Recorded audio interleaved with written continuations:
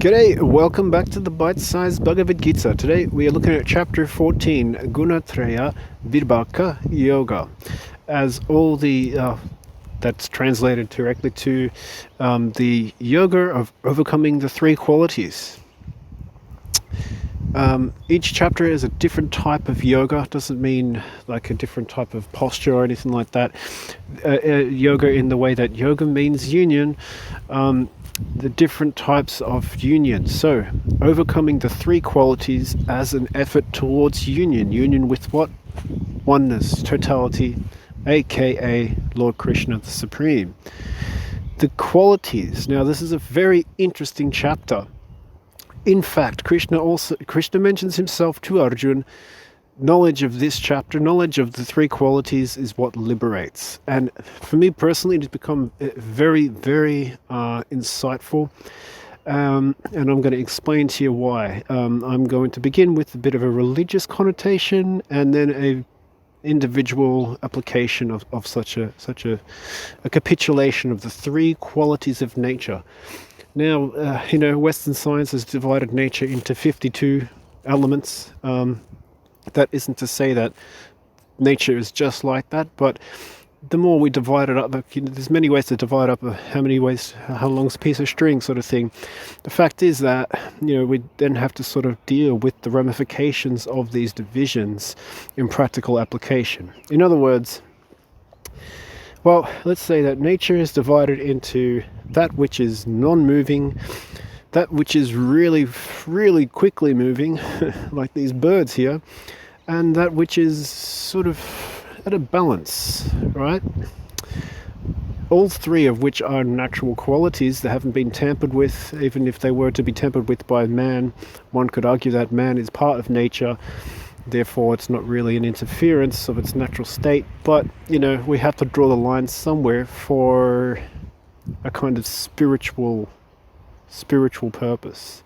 Now, the three qualities are called Sattva-guna, Rajaguna, and Tamoguna, otherwise known as goodness, passion, and ignorance. And depending on your Bhagavad Gita translation, it could be also known as harmony, inertia, and movement. Right? Tomato. Let's get down to the hardcore of it.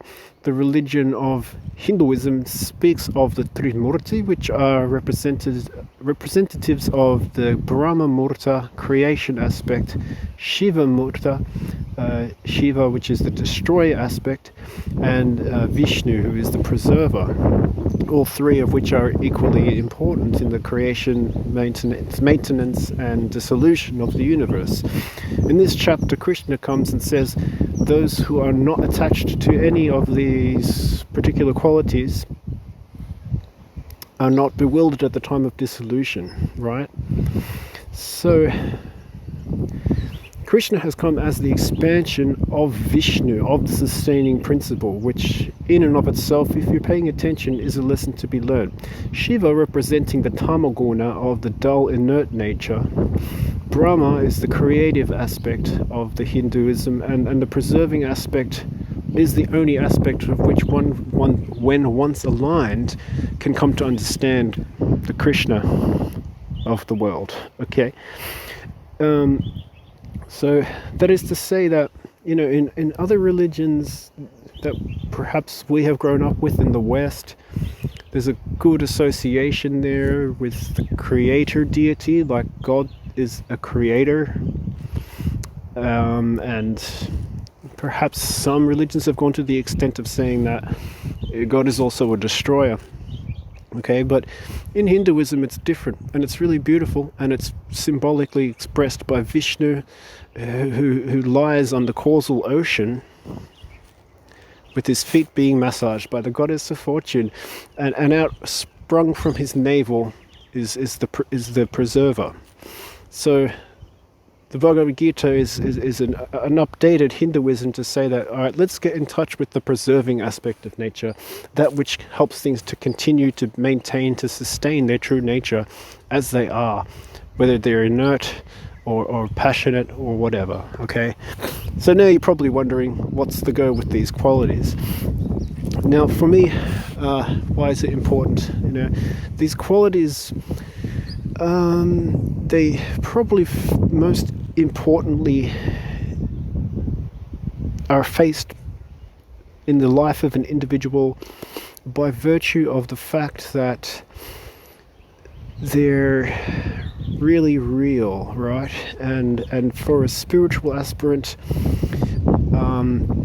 a lot of the time the path is going to be kind of swinging from this side to that side, and a lot of that is not possible to direct oneself.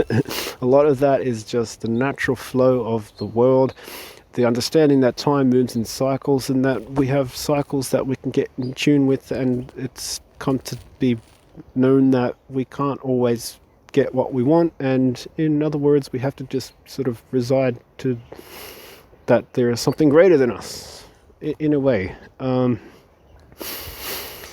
But that those qualities can be transmuted only by finding a central point. And my teacher told me that, and I found that to be such a revelation, that it's a gentle oscillation. That's the true victory, a gentle oscillation. It's never going to be one thing or the other.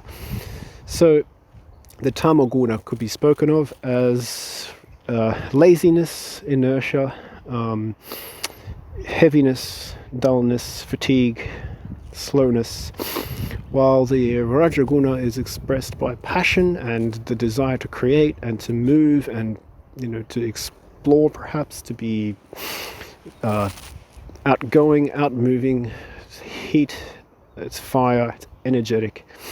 And the sattva guna is goodness. It's goodness, right? Now, those three gunas, there's also talk of them in an Ayurvedic aspect.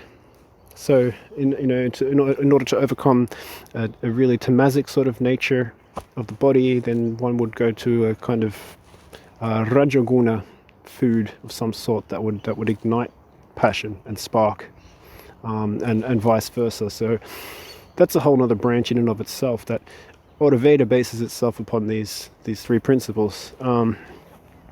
Right. So the sattva guna, that goodness is expressed and often hard to maintain, and Krishna is said to be nirvaguna, which means that is not bound by any quality of nature, and so that's what we aspire toward. It is an expression of perfect balance. Previous chapters we talk of the union based on imagination of the divine, the union of thinking about the divine, the union of serving the divine in bhakti, so forth. So here is the union by overcoming the qualities.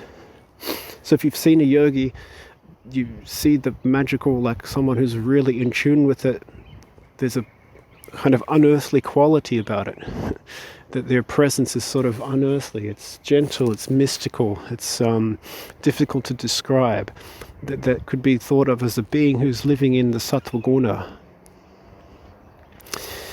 In terms of a spiritual practice, now we could think of a practice that has been perhaps tainted with the sattva, with the rajaguna, or with the tamoguna, one of the three, as meditating a lot, which is a very still, silent, pensive, almost boring kind of approach to spirituality. But it does generate some kind of, it is a glimpse of someone who's on an inner search, right? It's looking to find stillness within from a chaotic life. And it's completely fine, that it could be the time of that person's karmic destiny to be facing the need to have to get still and just sort of be with themselves in the midst of the eye of the calm of the storm. But that's not the only way. There is another way, which is celebration and fire and light. And if you go to these temples, you'll see that what they're doing, they're burning the candle at both ends, right? It's a celebration of the inner, not just by purely turning inwards, but by also bombarding the senses externally, so that one flicks into the recognition of the Krishna consciousness. There's families dropping to their knees in adoration of the deity. There's people coming up to you with fire in their palms to cleanse the eyes with the vidya, with the vidya darshan. The food is offered food, so it tastes really good. So there are 5 senses that are all being tickled with this higher taste. So it's the Rajaguna present, and it's the Tamaguna is present, and in order to do so, there's that burning of the candle at both ends, and that finality of the center.